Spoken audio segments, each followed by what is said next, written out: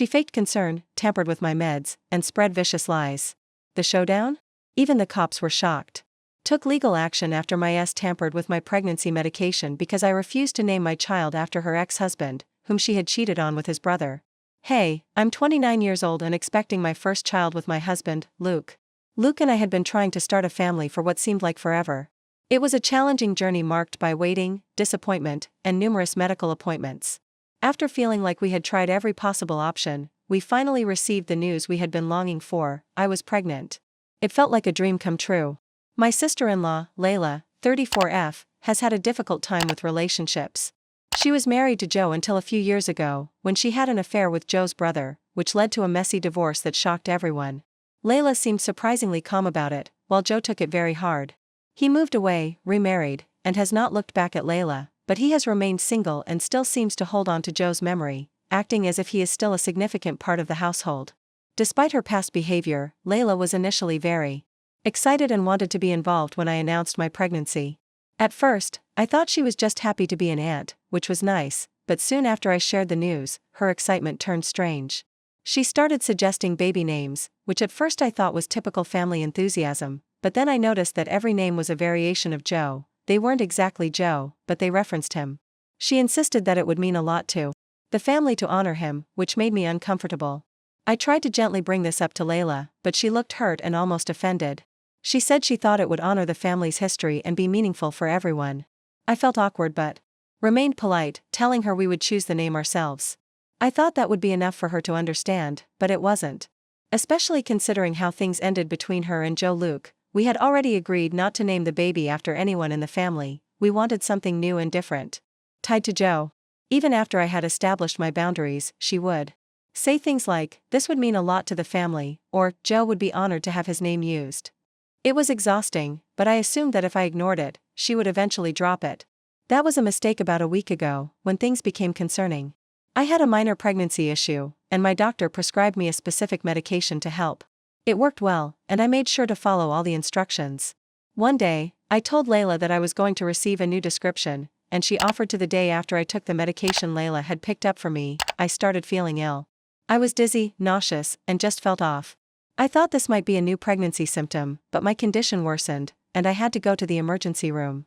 After some tests, the doctors discovered that the medication was not what I was prescribed. It was a much stronger dose that was not safe during pregnancy. At first, I thought it was a pharmacy error, but I couldn't get the feeling out of my stomach. Having a hunch that something was amiss because Layla was the one who took the medication, I called her to ask if she had noticed anything odd. Her response startled me. She first joked that she had chosen a stronger dosage on her own because she wanted me to pay for not naming my child after her ex. She then laughed, but then she continued by saying that she had chosen a higher dose because she believed it would help me more. She said this so casually and without regard for the potential repercussions, which made me furious, and I ended up in the emergency room. She claimed she only wanted to help, but when I told her that what she had done was dangerous and illegal and could have hurt me and my child, she only began to apologize, which felt fake at the time. After discussing it with Luke, we decided to take legal action, filed a police report, documented everything, and told her that we were filing charges for tampering with my medication because I felt that was the only way to make her understand how serious her actions were. Layla is attempting to portray herself as the victim, claiming that she was unaware that it would cause me pain, but I find it unacceptable that she would have changed my medication without telling me if she truly cared about my health, especially during my pregnancy. Some family members think we are going too far by calling the police, claiming that she was merely attempting to assist, but tampering with medication is serious, and good intentions do not excuse that now. I'm conflicted. I worry that I might be overreacting, especially since some family members are angry with me and claim it is hurting our family, but I also feel that she crossed a line that is too serious to ignore. If I ignore this, it will feel like I'm letting her meddle in my life and endanger our safety because she believed she was helping. I don't like that it has come to this point, but I feel like I have no choice. Perhaps facing legal repercussions will help her understand. Reddit idea for taking legal action against my sister-in-law for tampering with my medication because I refused to name my baby after her ex. Update 1. Hey everyone, first of all, I want to thank you all for your concern about my health. It means a lot to me. I am feeling much better now, thankfully, and I am back on my original prescription, which is safe for the pregnancy I wanted. I am still in doubt about how serious her actions were, and I would really appreciate some outside opinions. I wanted to give you an update on my relationship with my sister-in-law Layla after I mentioned pursuing legal action against her for interfering with my medication. Since my last update, things have changed in unexpected ways. I was still processing what Layla had done while dealing with the fallout when she called to apologize, saying she didn't mean for things to get that bad and that she initially thought she was helping. I wanted to believe that she would truly feel bad about interfering with my medication, but when I was ready to accept her, even worse, shortly after our conversation, I began to hear rumors from other family members about what Layla had been saying, that my baby was not Luke's and that this was the reason I did not want to name the child after a family member. She said something that caught me off guard in a contemptuous manner, saying that I should see that she only wanted to help. It felt phony, like she was trying to shift the blame instead of accepting responsibility. She was not only trying to fabricate a story to justify her behavior, but she was also interfering with my marriage and the paternity of my child. When I learned of this, I became furious, and her lies were driving me insane. I was trying to protect myself and my unborn child, and she was using lies to justify her behavior. I confronted her directly and asked why she made such an accusation, but she dismissed it, claiming it was a misunderstanding and that she didn't mean it that way. I found it difficult to accept Layla frequently downplayed her actions and placed the blame elsewhere, and this felt like just another instance. It seemed like she was trying to divert attention away from her reckless behavior and make me appear to be the problem in the family. The manipulation was annoying because I kept thinking about how I was trying to protect my unborn child and have a healthy pregnancy, only for her to cast doubt on me. After speaking with Luke, we decided we had to act, and Luke called some family members to clarify the situation and claim that Layla was spreading lies. We had to protect our child and make amends. I feel like I am fighting on two fronts against Layla's manipulation and the misunderstandings in the family. As time goes on, it is evident that Layla is not backing down. Other family members have reached out to support us, while others have criticized us, saying we are creating unnecessary drama. It is frustrating because they do not understand the full situation. This is not just about names or Layla's feelings, it is about keeping my child safe. I overheard her at a family gathering, sticking to her story in an attempt to make herself appear like the victim, telling people that I was being overly dramatic. The more she distorts the truth, the more determined I am to stand my ground. I never imagined that I would have to confront a family member about this, especially at such a trying time in my life. Layla's behavior has also affected my relationships with other family members, and some relatives are concerned about how this will affect our future gatherings and interactions. I understand. I have spoken to friends outside of the family, and their advice has opened my eyes. Many have urged me to stay strong and keep track of everything Layla says or does that could hurt my family. It is worrisome to realize how far she might go to make her point or twist the situation. They want to keep things calm, but at what cost? Must I pretend everything is fine while my sister-in-law makes false claims about my marriage and my child? Although I am trying to concentrate on my pregnancy, I can't get rid of the worry about Layla's actions. I know I'm right to protect my child, but I'm also worried about how this family conflict will affect my child in the long run. Will they hear unfavorable stories about their aunt that could damage our family's reputation? I'm exhausted and extremely frustrated. If things get out of hand, we may need to take drastic measures. Update 2. Hello everyone, it's been 6 months since my last update, and I have a lot to share about what has been going on in my life lately. My pregnancy has become risky, so I need to stay in bed as much as possible and avoid stress.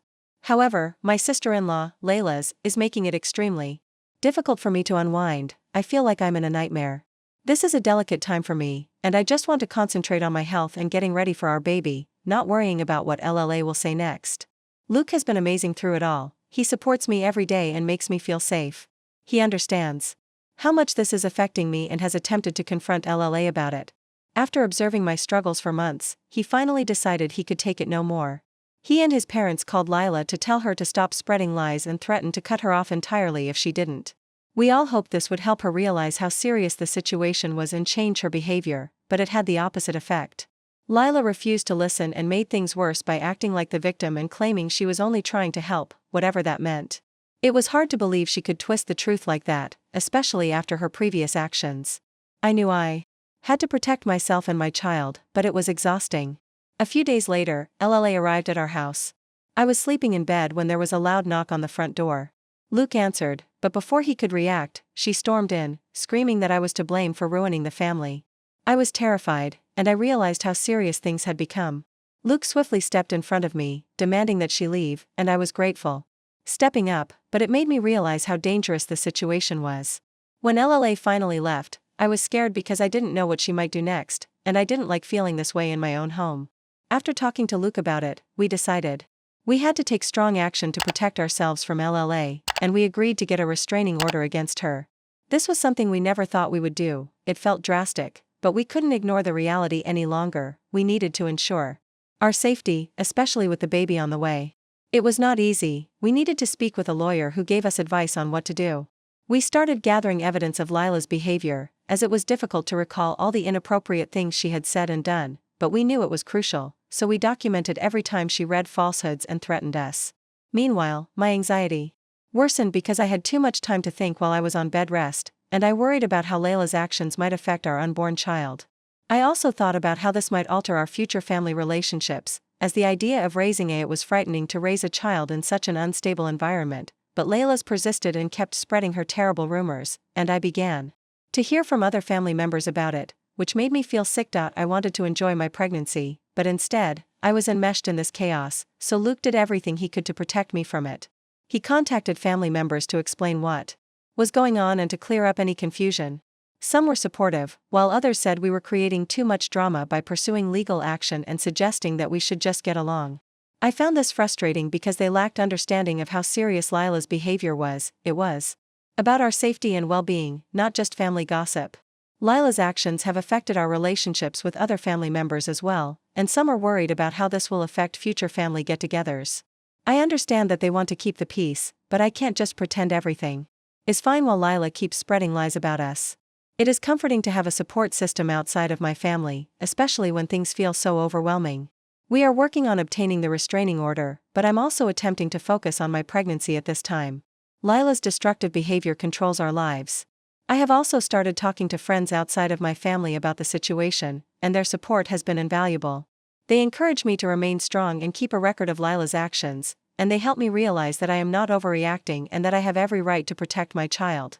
It's been a few weeks since my last update, and I have a lot to tell you about what's been going on. We finally got the restraining order against LLA, which is a huge relief, but before that, things got scary, and I want to share that with you. LLA made a big mistake by sending me an email in which she threatened to harm me and my child if I followed through with a restraining order, because having her in our lives is becoming a hazard for everyone. I will follow up with the results. Update in 3. Restraining order. I was shocked. It was difficult to believe that someone I considered to be family could say something so cruel and threatening. It seemed as though she was attempting to scare me into giving up. The email was filled with accusations that I was the one destroying the family, and I couldn't believe what I was reading. I felt so strange, scared, and angry. How could she think it was acceptable to threaten me? I kept worrying about how her threats would affect my marriage and my mental health. It was exhausting to deal with all of this while trying to stay positive during my pregnancy, but I knew I had to be strong for my baby while we were working on the restraining order. I could no longer allow her to keep control of my life, especially when I needed to focus on my health and getting ready for my baby. Luke was understandably upset when I showed him the email because he could not believe Lila would go this far. He told me to keep it as evidence right away because he knew we had to take her threat seriously. After a few difficult days, we went to court to file for the restraining order.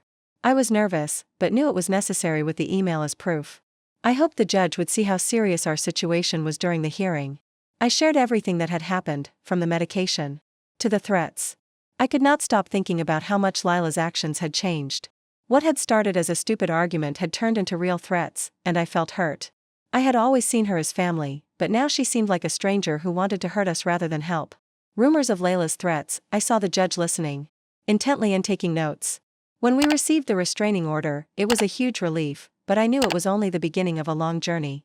Even with the order, I still feel uneasy because Lila had already shown how unpredictable she could be, and I was worried that she might try to contact me again, especially since her behavior had become so erratic. It is exhausting to constantly be watched over, and I want to enjoy my pregnancy, but the thought of Luke and me discussing how to handle the situation because it was delicate, and we knew we needed to avoid isolating ourselves from the rest of the family while also keeping a safe distance from Lila. We realized that we needed to be careful about what we told our relatives because we didn't want to involve them in the drama, but we also needed to protect ourselves because getting the restraining order has been a bit of a roller coaster. We also need to consider how we will handle future family gatherings, especially since Layla has a way of twisting things. It irritates me that she keeps spreading lies about us. Every time I hear from family about what Lila is saying, I feel nervous and upset, and I just want to enjoy this time in my life without the drama. It is difficult to stay focused when I know she is trying to cause trouble. I have to remind myself that I am not the problem here. I am doing my best to protect my family. Friends who still talk to her claim she is trying to win sympathy by saying we are overreacting and that I'm trying to turn everyone against her. Update 4. Hello everyone, it's been a few weeks since my last post, and I have a lot to share. First, we welcomed our baby last month, and I couldn't be happier. Holding our little one made all of our worries go away, even for a brief moment. We are so grateful for our healthy baby, Neil, who has already won our hearts. However, despite our joy, things took a serious turn with Mai. As you may remember, we had previously obtained a restraining order against sister-in-law LLA because of her reckless behavior and threats against me and our child. It felt good to have that legal protection, but I did not anticipate that things would get worse. Shortly after Neil was born, LLA unexpectedly showed up at our house. I was still recovering from giving birth and attempting to get used to being a new mom when Luke left for a quick errand, and I was at home with a baby when I was in the nursery soothing Neil when I heard loud banging at the front door. I initially thought it was someone else, but when I looked out the window, I was startled to see Lila there, looking frantic, screaming, and demanding to see her baby Joe. She was screaming, saying that I was not letting her see her baby Joe and that if I did not let her in, she would call Child Protective Services on us. I was terrified because I had to protect my child, and I was in a panic because of her, so I immediately reached for my picked-up phone to call Luke, but before I could send the message, I heard the door being pushed open. I don't know how she got in, but I could hear her calling my name. I felt completely helpless at that point. I knew I had to protect Neil, but I was still recovering from the delivery, so I took a deep breath to stay calm. I decided to take Neil to the bedroom and close the door behind me. I could hear Lila yelling. She sounded very irate, and it was clear that she was not going to back down easily. Since I had no other option, I dialed 911. I explained to the operator what was going on, stating that Lila had a restraining order and that I was concerned for both my safety and the safety of my unborn child. As I was speaking, Lila continued to bang on the door, demanding to see Neil. It was terrifying to realize how desperate she was to get to us, but fortunately, the police came quickly. I heard sirens approaching, so I was relieved that help was on its way. When the officers entered, they discovered Lila still trying to break in, so they immediately stepped in, pulled her back, and tried to soothe her. I was too shaken to pay attention to what the officers were saying, so I stayed in the bedroom holding Neil close and tried to comfort him because all that noise was making him cry. I felt terrible that he had to witness such chaos so early in life. The police were speaking to Lila to find out why she had come to our house and what her intentions were, but Lila's situation turned out to be worse than I had anticipated, the police informed me. In the end, I opened the door after the officer reassured me that she was being held down. The police discovered that Lila had multiple unpaid tickets and had been arrested for drunk driving just 2 weeks before she arrived at our house. It was shocking to learn how troubled she was. Lila was taken into custody for violating the restraining order, which they said was serious given her recent behavior. After the officers left with Lila, I felt safe enough to breathe again. Her neighbors had reported her for trespassing on several occasions. Luke showed up shortly after, clearly worried when he saw the police cars outside.